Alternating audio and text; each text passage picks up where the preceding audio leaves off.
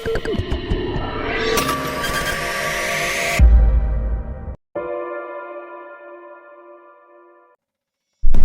मैं हूं मलिक और आपका स्वागत करता हूं एक और नए वीडियो में फाउंडर्स ऑफ फोरेंसिक सीरीज के इस एपिसोड में। आज हम बात करेंगे एक ऐसे फोरेंसिक एक्सपर्ट की जिन्हें रियल लाइफ में शेरलॉक होम्स कहा जाता है। नाम है एडमंड लॉकहार्ट। जब हम डिटेक्टिव्स की बात करते हैं तो सबसे पहले नाम दिमाग में आता है शेरलॉक होम्स का। एक ऐसा जीनियस जो सिर्फ मिट्टी, बाल या कपड़ों के सिल्वर से पूरा क्राइम सीन सॉल्व कर देता था। लेकिन क्या आपको पता है, फ्रांस में एक रियल लाइफ शेरलॉक होम्स हुआ करते थे जिनका नाम था एडमंड लॉकहार्ट। एक ऐसे विजनरी फोरेंसिक साइंटिस्ट जिन्होंने दुनिया की पहली फोरेंसिक साइंस लैब बनाई और एक रिवोल्यूशनरी आइडिया दिया, every contact leaves a trace. Edmund Lockhart का जन्म 1877 में फ्रांस के सेंट चार्मेंट में हुआ। उन्होंने मेडिसिन और लॉ दोनों की पढ़ाई की, जिससे उनका एक यूनिक विजन बना। क्राइम सिर्फ लीगल प्रॉब्लम नहीं है, ये एक साइंटिफिक पजल है। उनके मेंटर थे अलेक्जेंडर, जिन्होंने उन्हें सिखाया कि क्रिमिनल्स को समझने के लिए उनकी साइकोलॉजिकल और बायोलॉजिकल पैटर्न्स दोनों को समझना जरूरी है। 1910 में लियोन पुलिस ने उन्हें सिर्फ 2 एटिक रूम दिया, बिना पैसा, बिना कुछ ज्यादा इक्विपमेंट की। लेकिन लॉकहार्ट के पास था विजन, साइंस के जरिए सच ढूंढने का, और वही बन गया दुनिया की पहली फोरेंसिक साइंस लेबोरेटरी।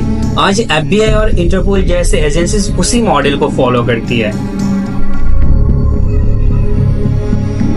लॉकहार्ट का सबसे famous principle every contact leaves a trace. जब 2 चीजें आपस में टच करती है, कुछ ना कुछ एक्सचेंज होता है, चाहे वो एक स्टैंड ऑफ हेयर हो, एक फिंगरप्रिंट या एक छोटी फाइबर हो।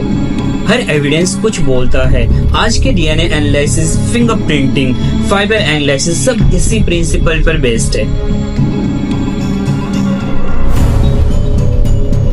एक केस में एक वुमेन का मर्डर हुआ। लॉकहार्ट ने सस्पेक्ट के कपड़ों पर पाउडरी मेकअप की ट्रेसेस डिटेक्ट किया माइक्रोस्कोपिक लेवल पर। केमिकल एनालिसिस से प्रूव कर दिया कि विक्टिम और सस्पेक्ट दोनों का क्लोज कांटेक्ट हुआ था। एक और केस है जहां पे जूतों की मिट्टी की केमिकल एनालिसिस करके सस्पेक्ट का लोकेशन पता कर दिया।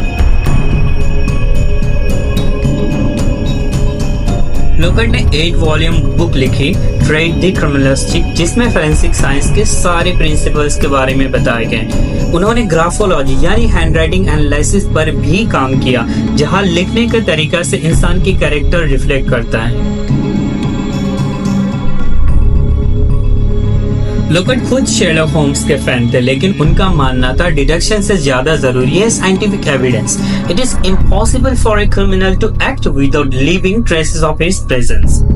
यानी कोई भी क्रिमिनल कुछ ना कुछ ट्रेस जरूर छोड़ता है। 1966 में एडमंड लॉकहार्ट की डेथ हुई, लेकिन फोरेंसिक साइंस के स्टूडेंट आज भी सबसे पहले लॉकहार्ट के प्रिंसिपल्स पढ़ते हैं। इंटरपोल से लेकर CBI तक की फोरेंसिक लैब्स सब उसी लेगेसी की एक्सटेंशन है। आज जब आप कोई क्राइम शो देखते हो जहां एक बाल या एक फाइबर से पूरा केस सॉल्व हो जाता है, तो याद रखिए ये सब स्टार्ट हुआ एक एटिक रूम से, एक विजनरी से जिनका नाम था Edmund Lockhart, the real Sherlock Holmes of forensic science. आज के लिए बस इतना ही। अगर आपको वीडियो पसंद आई तो लाइक, शेयर और कमेंट जरूर करें। अगर आप चाहते हैं कि हम फोरेंसिक साइंस के और भी फाउंडर्स के बारे में बात करें एंड वीडियो बनाएं, तो नीचे लिखना मत भूलिए।